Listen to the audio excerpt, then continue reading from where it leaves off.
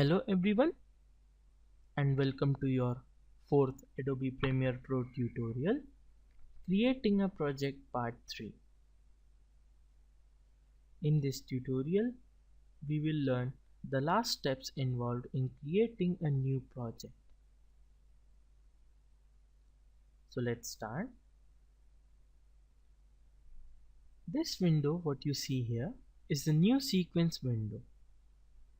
Now in the last tutorial, we learned how to create a new project through the Create a New Project window.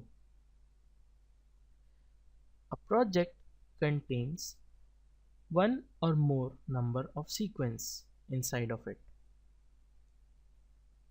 A sequence is like a specific scene in your overall video. So a single project can have single or multiple sequences. A sequence basically is a predefined shape, size, rate and all the settings of the video or the output that you are going to export. A sequence contains a specific frame size, frame rate, pixel aspect ratio and the fields. It also has sample rates and audio settings. So in order to create a new sequence, you first have to know that how are you going to synchronize your work with the other softwares and with the people that have given you the work, or how you want your work to end up like. For example, if you are working for any standards like PAL-DV or NTSC-DV, these two are the standards being used worldwide. So if you are working according to a specific standard, then you must have a specific frame rate, frame size and all the aspect ratios of that standard if you want to work in that standard.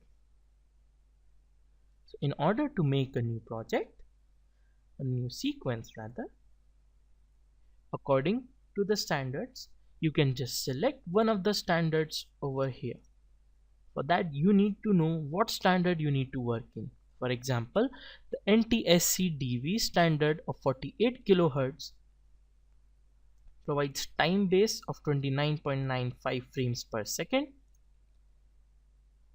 has 720 by 480 pixels, that is 720 is the height and 480 is the width, 29.97 frames per second, pixel aspect ratio is DV NTSC 0.9091 ratio. In the fields, lower field first in the order of interlacing, and the audio sample rates of 48,000 samples per second or 48 kHz. Now this fields, lower field first,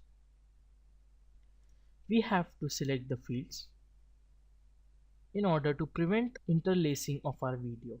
Interlacing is basically the disturbance getting created when recording screens, or the disturbance in our video created during the recording